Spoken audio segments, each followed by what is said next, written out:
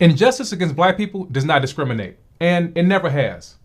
From slavery to present day, there has never been a safe place or escape or hiding spot for black people from injustice.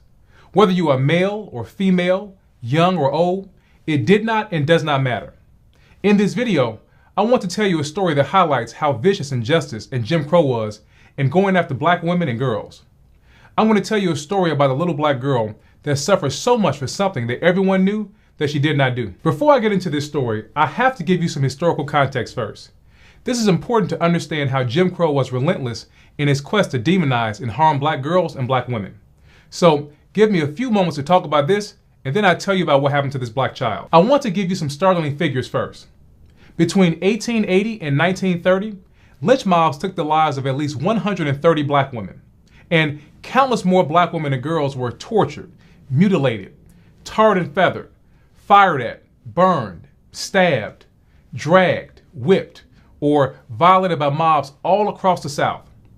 Black women and girls were afforded no respect or dignity or due process.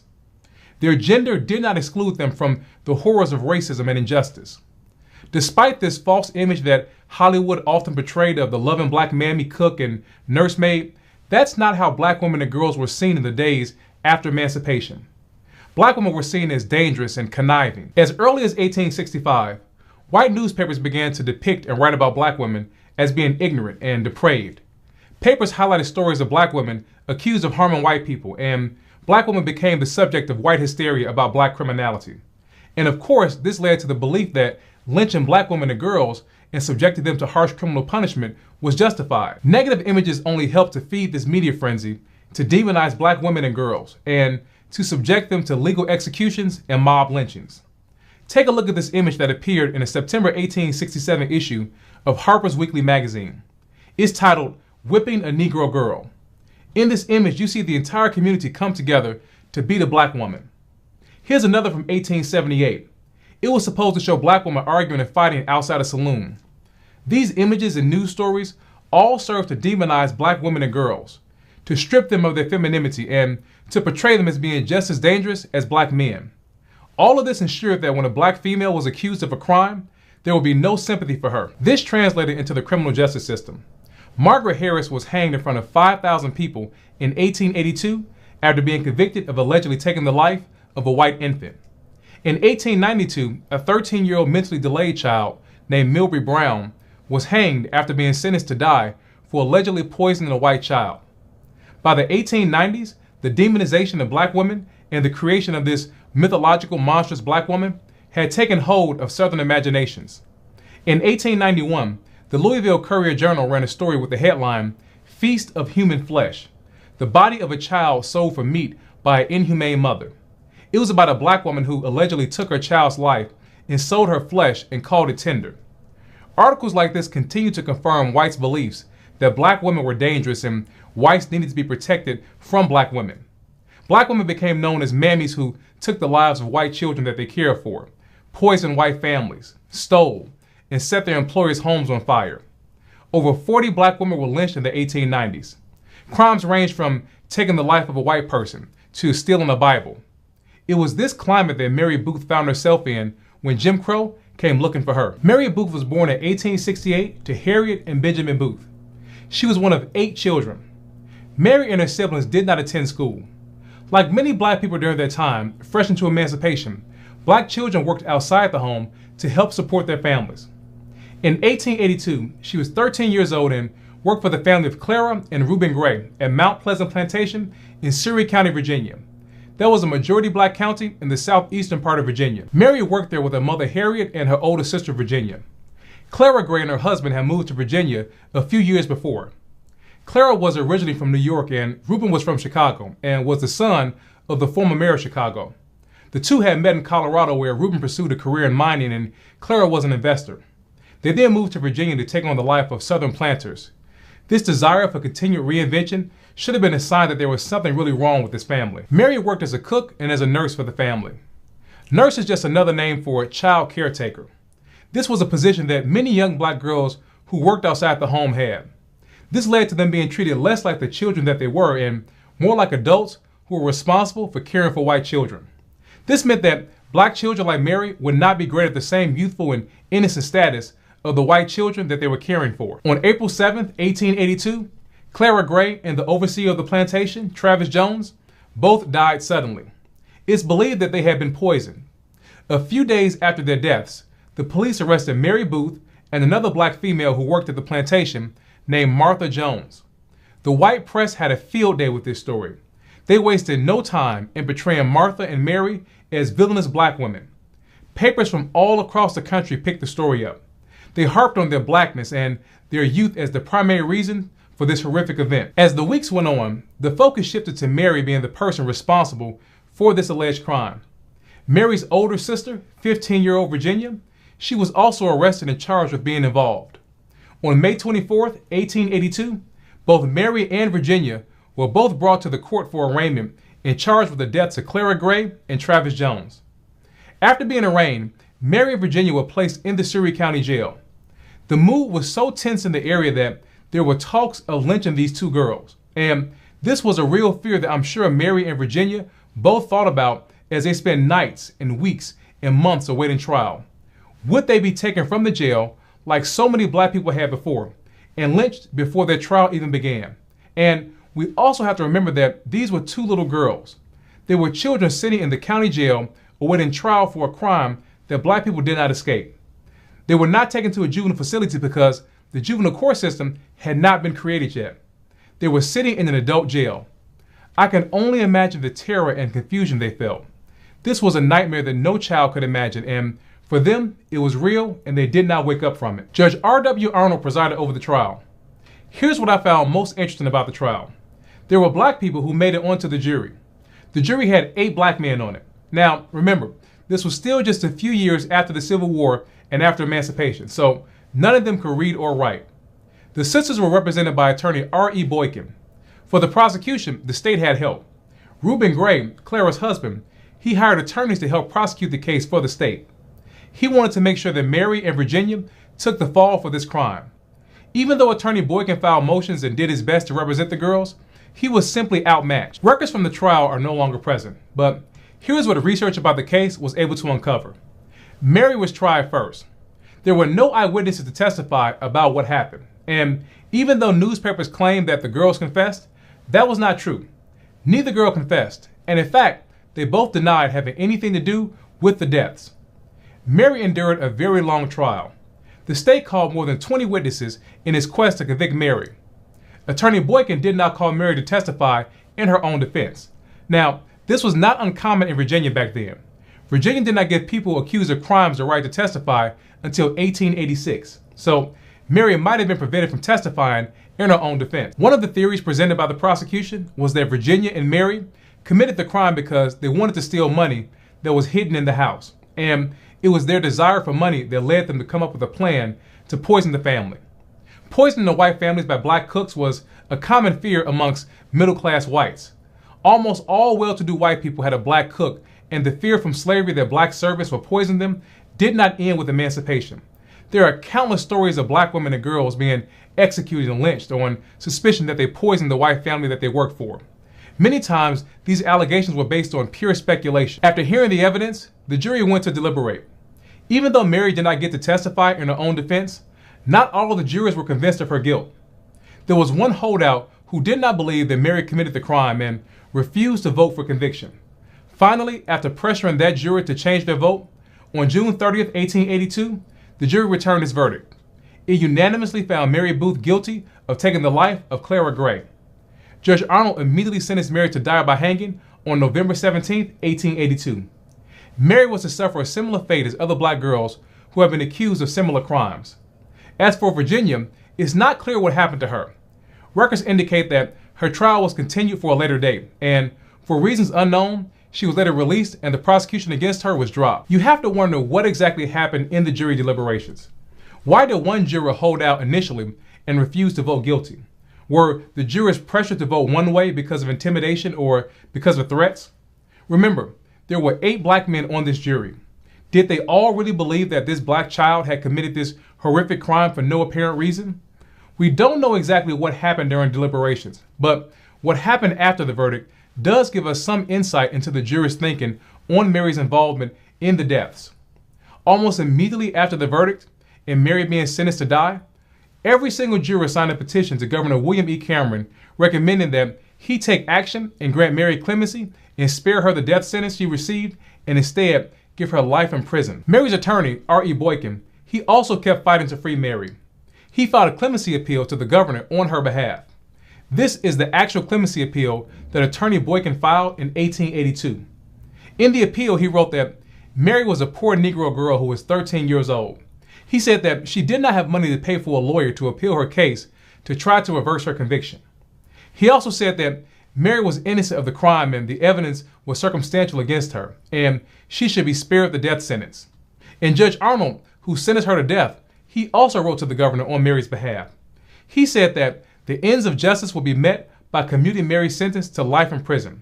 He said that Mary's age and youthful appearance were the reasons for his decision to write the governor. After Mary was convicted and sentenced to death, she remained in the Surry County Jail for months awaiting her execution.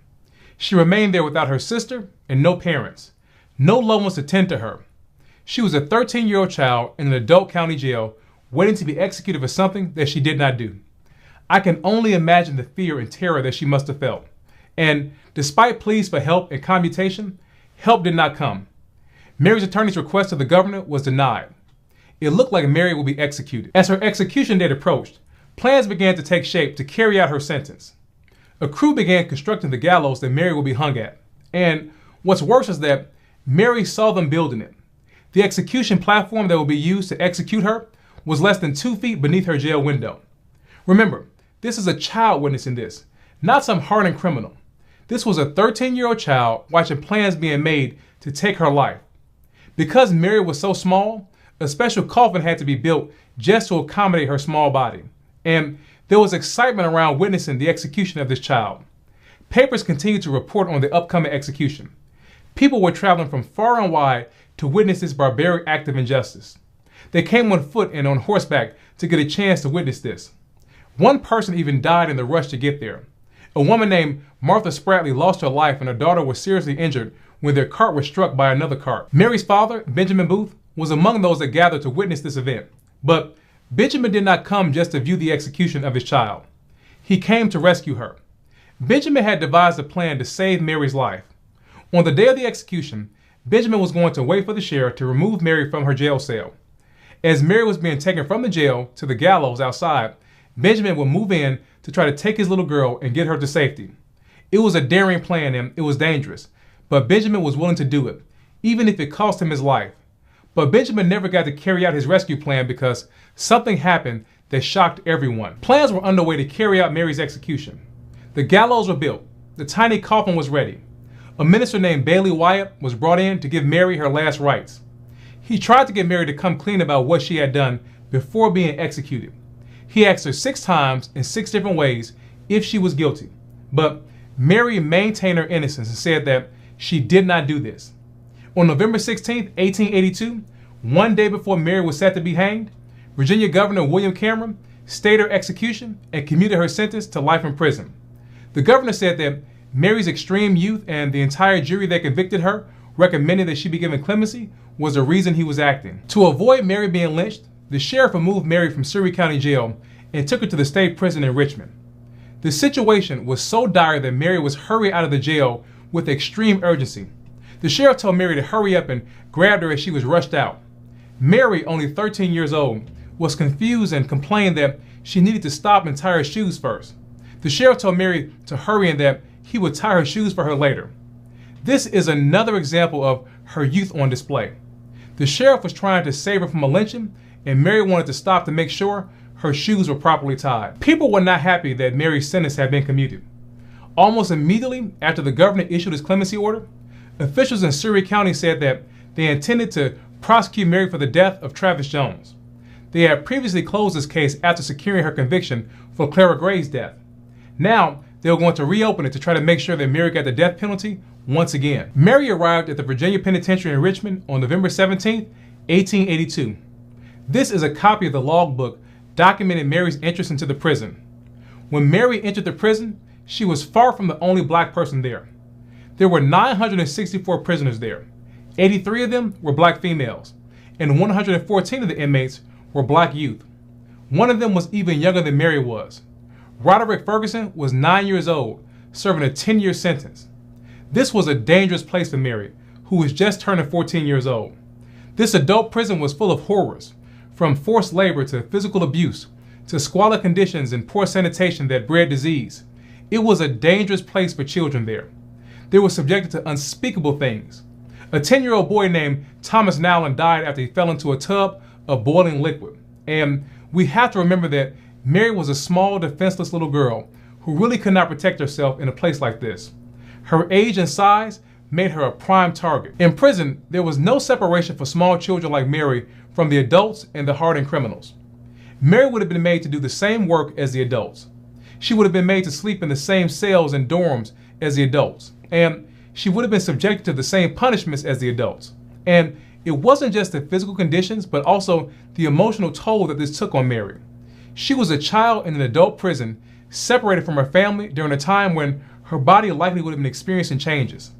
She had no family member to help guide her through these changes. She had to rely on the compassion of other prisoners to explain to her what her body might have been experiencing. Mary should have died in prison, but once again, the unexpected happened. Benjamin Booth had already planned one rescue to save his daughter. Luckily for him and Mary, he was not able to go through with it. But this father was determined to save his little girl from an unjust fate that many wanted so desperately for her to suffer. Remember, it was Clara Gray and Travis Jones that died. Reuben Gray, Clara's husband for some reason, did not consume the poison that his wife and Travis had. And also for some strange reason, no one saw this as being suspicious. It should have been obvious that the husband was the prime suspect. But this was the 1880s, just a few years out of slavery, and race was all that mattered. The fact that Mary was black was all that was needed to put and keep the focus on her for this crime. In August of 1882, 3 months before Mary was to be hanged for the crime that Reuben Gray had paid to have her prosecuted for, Reuben took his own life. News reports claimed that he was suffering from grief, but that was far from the truth. There were rumors of infidelity between Clara and Reuben. If this were a 21st century episode of a crime show, Reuben would have been suspect number one. He had all the motive to carry out this crime, and Mary had none. She had no reason to poison Clara or Travis, and she certainly would have had no reason not to poison Reuben if her intent was to take out this entire family. But like I said, Mary's arrest and prosecution was not about the truth. It was about race. The fact that she was a young black female made her an easy person to blame this entire incident on. But there was just one problem. There were many people in Surrey County who did not believe that Mary committed this crime. If you remember, all the jurors signed a petition to have Mary's sentence commuted. The judge who sentenced her to death also wrote to the governor and requested that her life be spared. But this was not enough because the governor rejected these requests and only spared Mary's life from being hanged at the last minute. Mary was to spend the rest of her life in prison. She was supposed to die there, and she would have died there had it not been for the continued fight of those who believed that she was truly innocent. After Reuben Gray took his life, the belief that he was the real perpetrator only intensified in Surrey County. People from all walks of life supported Mary being pardoned and released from prison. Benjamin Booth, Mary's father, he personally delivered a letter to Governor Cameron petitioning for his daughter to be released. But this letter was not just from him. It was from a host of supporters. It was signed by C.A. Jackson, who was the owner of a tobacco processing plant and might have been Benjamin's employer. The letter asked that the governor grant Mary clemency and pardon her. In the letter, Jackson wrote that the community now believed that Mary was innocent and it was Reuben Gray, not Mary Booth, that took Clara Gray and Travis Jones's lives. The letter was also signed by clerks of court, justices of the peace, attorneys, and Judge Arnold, who sentenced Mary to hang. They all came together to show their support for Mary and their belief that she was innocent. On Christmas Eve of 1885, Governor Cameron was at the end of his term in office. He pardoned Mary Booth. Injustice had caused Mary to spend years of her life in prison for a crime that she did not commit. But injustice did not take her life. And this was thanks to the continued fight of those who knew that Mary Booth was innocent. But I have to mention that Mary was not fully exonerated.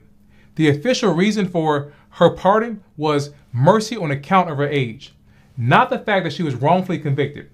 Saying that a black person was wrongfully convicted for the actions of a white person was a bridge too far for the governor and the white press in 1885. But nevertheless, Mary was freed from prison.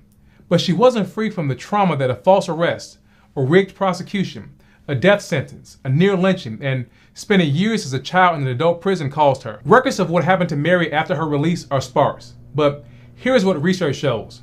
Mary continued to live in Surrey County. In 1890, she was around 22 years old. She married a 27-year-old farmer named Walker Charity. They did not stay married long.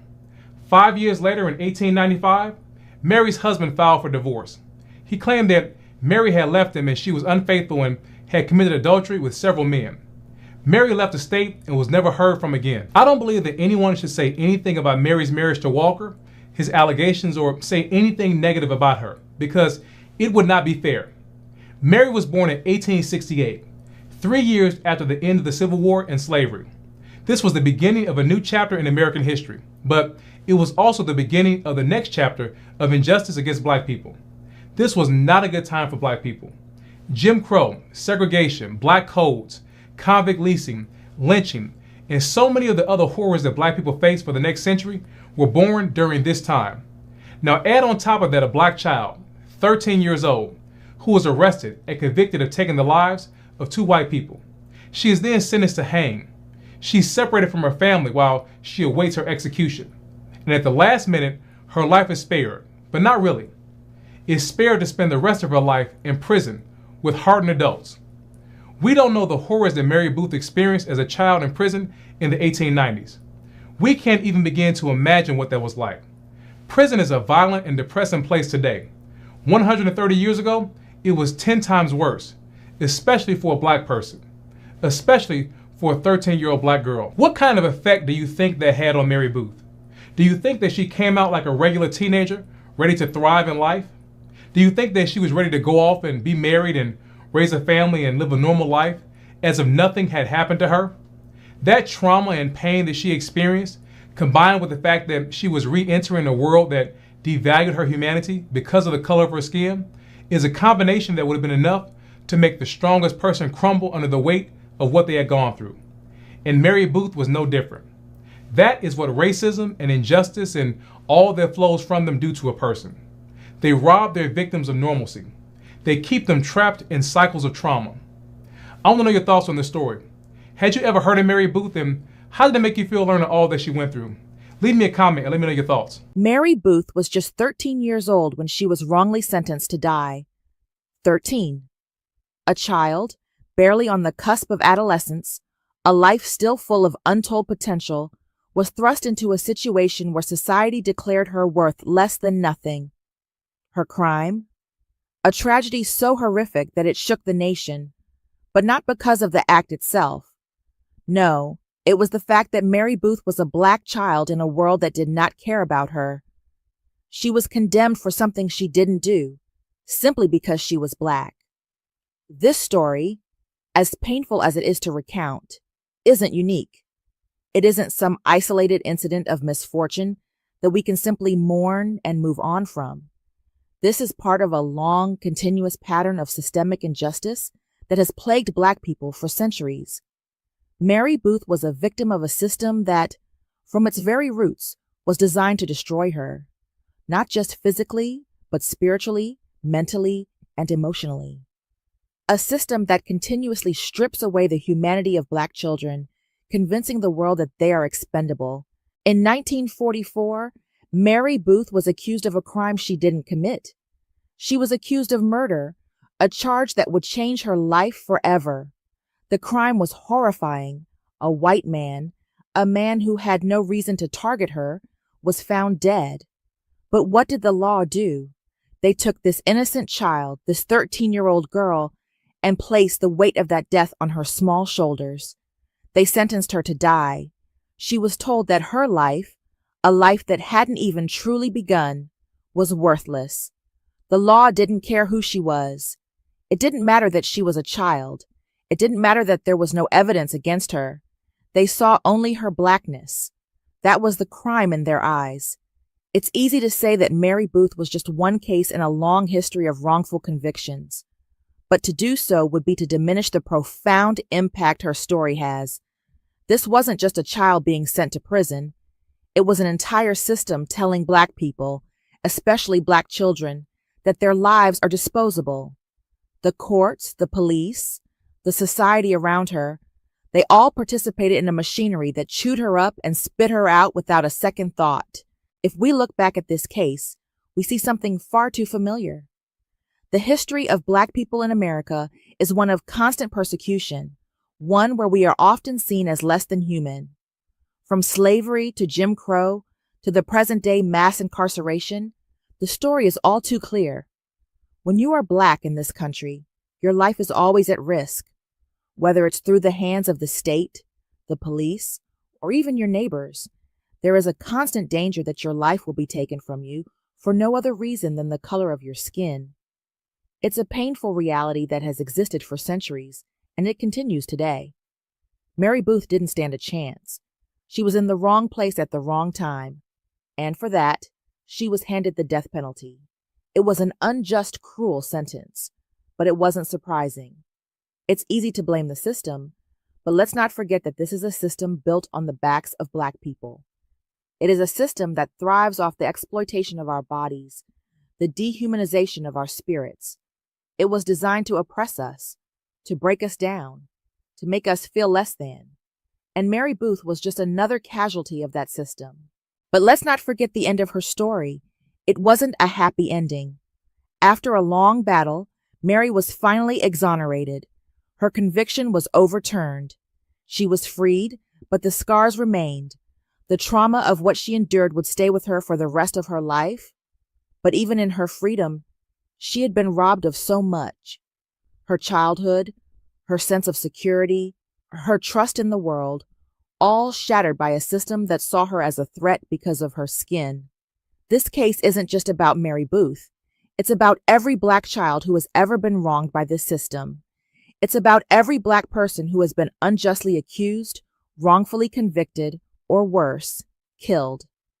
It's about the centuries of pain and suffering that have been inflicted on us, and the continued fight for justice that so often feels like an uphill battle. Because when you are Black in this country, justice is not something you can rely on. It is a privilege that is rarely extended to us, if ever. The story of Mary Booth should have served as a wake-up call, a moment when society took a hard look at itself and questioned the systems that allowed such injustice to happen. But instead, we continue to live in a world where Black lives are undervalued, where children like Mary Booth are still being pushed to the margins, treated as less than human. In her story, we see the very essence of the struggle for Black liberation. It's a fight for justice, for recognition, for a world where we are not judged solely by the color of our skin. It's a fight that we are still fighting, every day. Mary Booth was a child who should never have been put through such an ordeal. But the world saw her as expendable. They saw her as less than human. They saw her as a Black girl, and that was enough to condemn her. But we must remember her name. We must remember the countless others who have been swept up by this unjust system. We must remember that the fight for justice is far from over. Mary Booth's story isn't just about her. It's about us. It's about every person who has ever been marginalized, oppressed, or dehumanized. It's about the constant fight to prove our worth, to prove that we are human, to prove that our lives matter. Until that fight is won, until every Black child is treated with the dignity and respect they deserve, we will continue to fight. And we will not stop until the world sees us for who we truly are, human beings worthy of love, dignity, and life. Thank you for watching.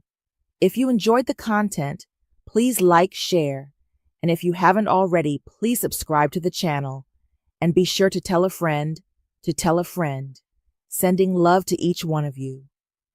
Feel free to leave a comment and share your thoughts on the topic.